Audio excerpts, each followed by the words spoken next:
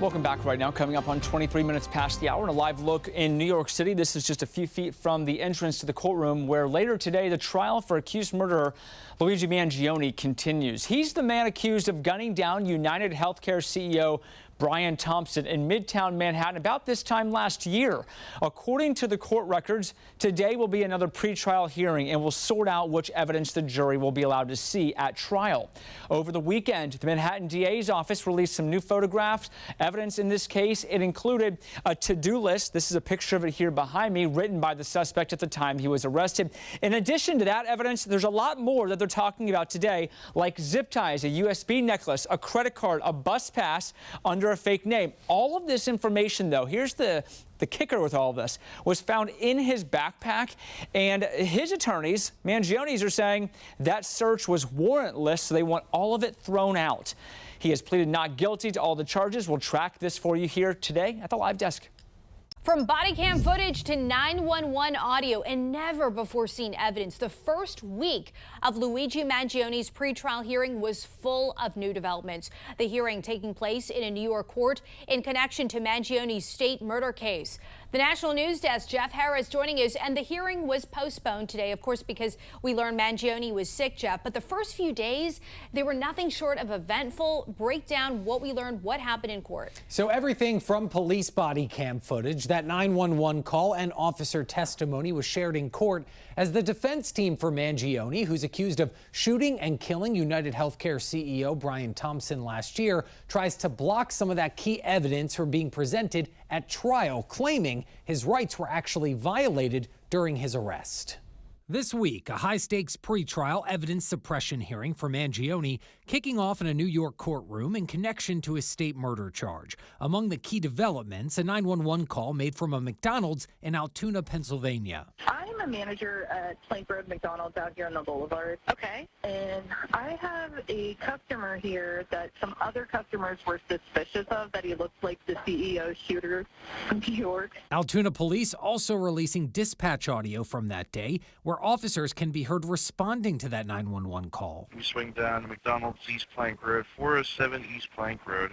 Got a call from the manager there.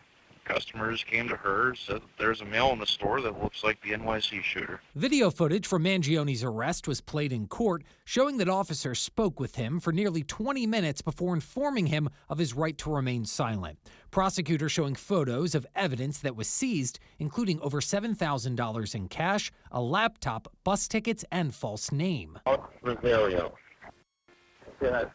I ran it a couple times. For some reason, nothing's coming back. Now, the officers who responded and ultimately made the arrest testifying as well, telling the court Mangione claimed he was homeless, adding, quote, "I knew it was him immediately." Mangione's defense attorneys are trying to block key evidence from being presented at trial, arguing that police questioned him without reading his Miranda rights, an argument former federal prosecutor Nima Romani believes has a chance of working. An arrest isn't necessarily putting the handcuffs on. It's when someone reasonably believes they're not free to leave. They're also arguing Mangione's backpack was searched without a warrant, which contained the alleged handgun used to kill Thompson, a 3D printed silencer, and a notebook which allegedly had writings about his disdain for health insurers. An argument Romani tells us has little chance of success. It's pretty clear that law enforcement could have arrested Mangione when he provided a false name and false identification. And when he identified himself finally, they had every reason to arrest him. Now, as for what comes next here, the pretrial hearing will continue on Monday with more expected testimony from those Altoona officers. Once the pretrial wraps up, the judge will then rule on the defense's motion to exclude some of this evidence. Reporting for the National News Desk, I'm Jeff Harris. Murder suspect Luigi Mangione back inside a New York City courtroom just today. His appearance comes 1 year to the day of the murder of UnitedHealthcare CEO here, Brian Thompson. Now, a police officer who first spotted Mangione eating at a McDonald's, this McDonald's in Altoona, Pennsylvania, identified the 27-year-old in court today.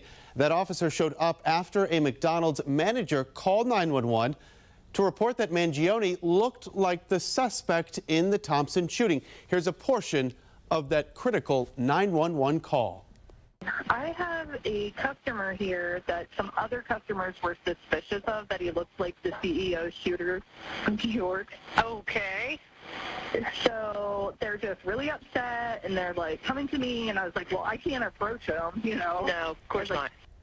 Mangione's attorneys now trying to get some critical evidence thrown out at trial, including the alleged murder weapon and Mangione's journal. They are now arguing the evidence seized was unlawfully seized from his backpack without a warrant during his arrest. Mangione has pleaded not guilty to both state and federal charges. Let's go out live to New York City now tonight, where Luigi Mangione appeared in court for a pretrial hearing in hopes of getting key evidence in his case tossed out. His attorneys now arguing that evidence was recovered illegally during a warrantless search of the suspect's backpack when he was arrested for allegedly shooting and killing UnitedHealthcare CEO Brian Thompson. They are now requesting his diary entries and a 3D printed gun be tossed in the case from the Pennsylvania state side. Mangione was arrested in Altoona, Pennsylvania, at a McDonald's there nearly 1 year ago, back on December 9th. They now argue that evidence was recovered illegally during that warrantless search of the backpack, which the prosecution now denies. A slew of supporters, you see them here gathering outside the courthouse in New York City today, including this truck here blanketed with an LED sign touting Fifth Amendment rights next to Mangione's photo. Mangione also facing a separate federal death penalty case.